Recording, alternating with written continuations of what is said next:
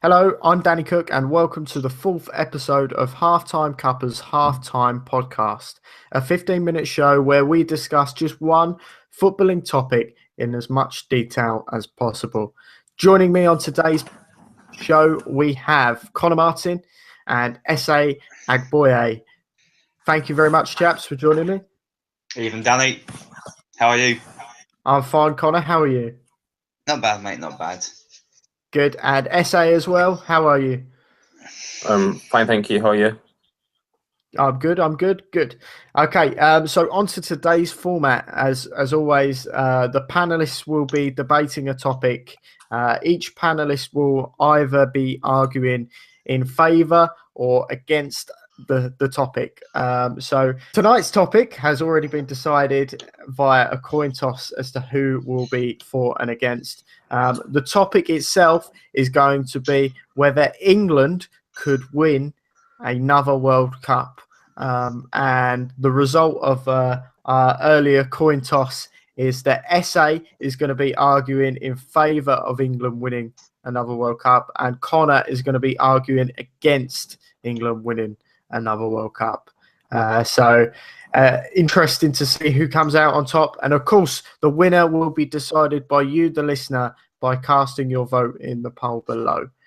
So, chaps, it's now time to start the debate. I hope you're all ready to get involved in this very heated discussion. So let's go to our coin toss winner. We'll go to Connor first, who's arguing against England winning another World Cup. What's your initial thoughts as to why you don't think they will win another World Cup? To be honest, I think we're years behind other nations, really. I mean, Germany, Spain, France have all adapted when they've done badly at tournaments and they've changed their style of play. And England seem to do the same thing.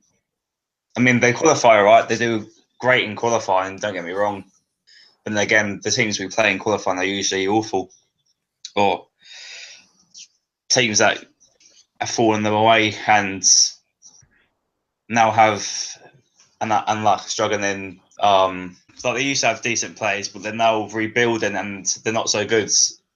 Like if that makes sense. Yeah, it sure does to me. Okay, let's cross over to Ese now. Ese, what's your initial thoughts on why England could win another World Cup?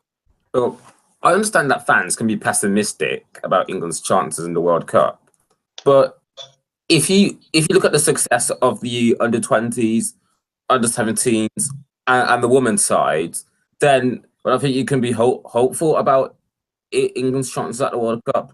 I'm not saying that they could win a tournament, but looking at other England sides, you could use that as a blueprint for the success of the England senior side. Let's go back over to Connor now. Connor, you mentioned something about qualifying, so let's pick up on that. The qualifying process obviously could be very hit and miss. In terms of it being a fair reflection on whether England can win the World Cup, I'm guessing you're siding to it's not at all. Nah, you're right there. I think the qualifying there should be sort of some like seeding, so teams that do well at tournament get putting qualifying together just so they have a bit of a challenge before they go into the Euros or a World Cup. Is that out of interest? Is that would you put that down to England, or is that sort of kind of out of their hands there? It's a bit of both, I think. I think most England fans would appreciate the challenge more during qualifying rather like the likes of Malta or San Marino, and more against the like of someone like Scotland or Northern Ireland, someone from the home nations or someone who's decent at international level, just to give them a bit of a challenge, because I think there is quite a few fans that get carried away when England do win or qualify so easily. I think the team just needs a test just to prove themselves before they get to the World Cup. And plus, when the World Cups come around, the warm-up games we play against, like the countries, they're either not there or they're simply not good enough. I mean, you got Holland and Italy next year in March, I think it is. Both teams haven't qualified. Both teams aren't the same size on the international stage that they were. I mean, Italy, like our shadow of their former self. I mean, they won the World Cup over 10 years ago. And if you look at Holland, World Cup finalists in 2010, and they've gone to pot as well. So I think outside the qualifying, England just needs to be playing teams with a bit more of a reputation. And I think that's the first step. Well, that brings me nicely on to a question I was going to aim at Ese. So, Ese, Connor's just mentioned Holland and Italy, two of a few sort of big name departures from this upcoming World Cup. Could you maybe flip that round and see it as an advantage for England that Holland and Italy, two sort of big European sides, aren't going to be in that competition? Whether the absentees of Netherlands and Italy will make any difference, I'm not so sure, to be honest. But I think the chances of England in the World Cup without those two nations, I think it'll bring off a positive, because if Netherlands or Italy were at the World Cup, then England may be drawn with either one of these sides. So yeah, so I can understand. Certainly, that would be an advantage that these two sides that are quite strong on paper, aren't they? Really, let's face it.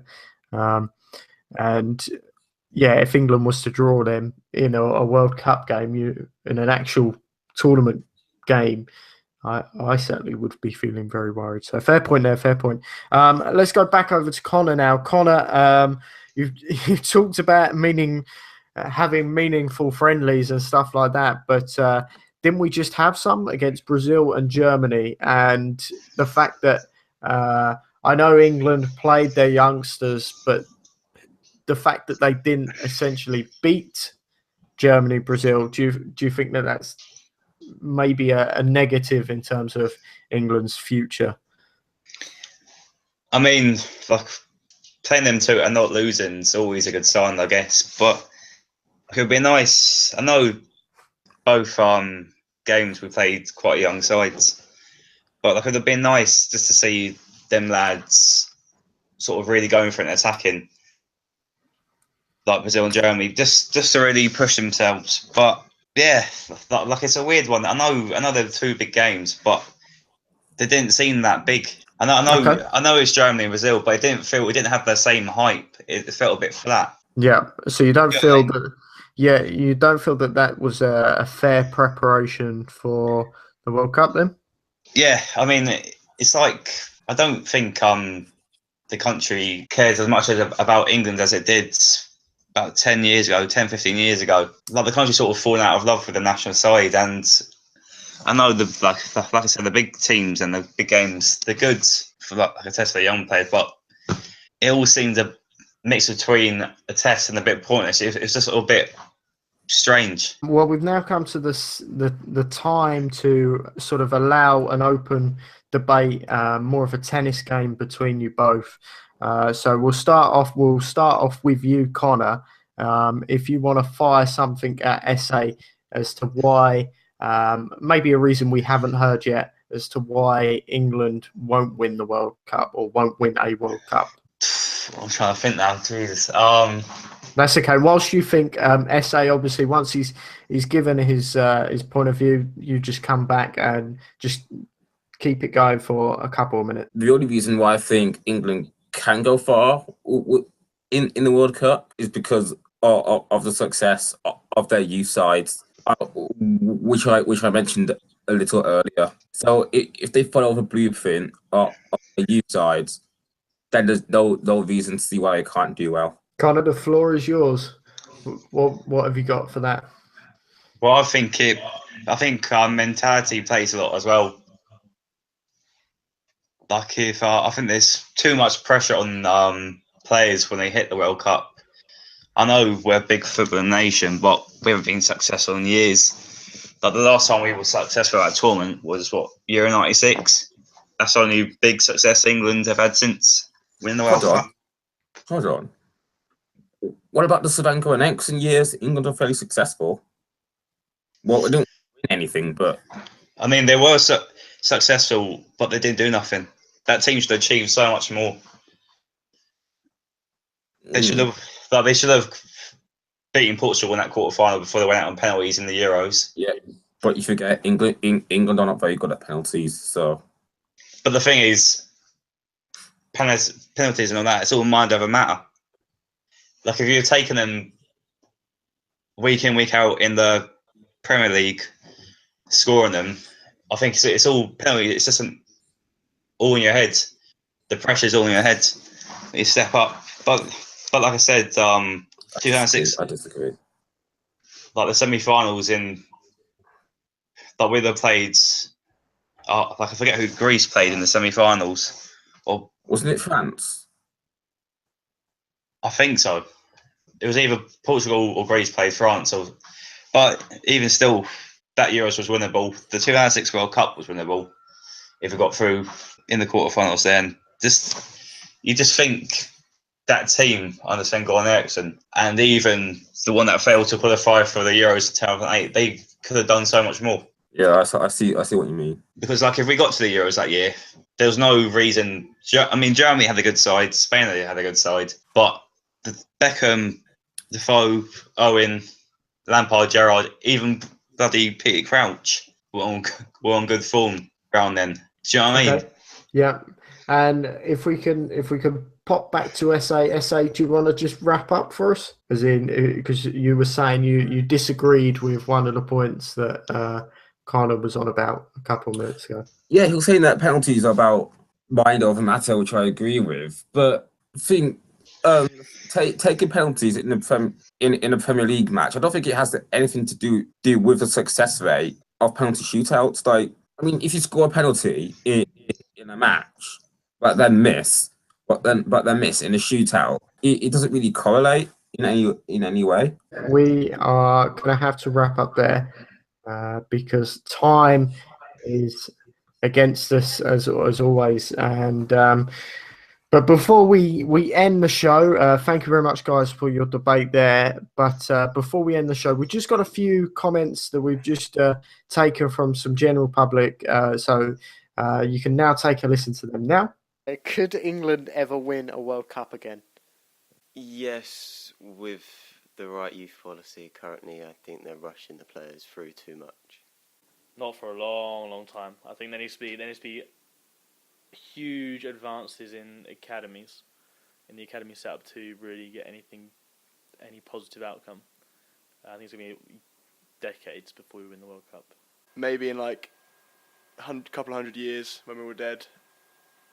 I don't see it happening anytime soon. You've just heard the views there. The full-time whistle has just been blown on this debate. Don't forget that you get to decide who the winner is by casting your vote below. Be sure to check out the various pieces of content we have across our site. It's halftimecuppa.com. And don't forget the football predictor as well. And prove us all wrong with our various predictions. Just a quick final shout out to the panelists today. Thank you very much, Connor Martin and Ese Agboaye. Thank you very much for coming on, chaps. No worries, Dan. Pleasure, mate. Pleasure. Thank you. And Ese, thanks again for coming on. And I think we've lost Ese. That's all right. I'm sure he sends his thanks anyway. So I've been your host, Danny Cook, and you've been listening to the 4th episode of the Halftime Podcast.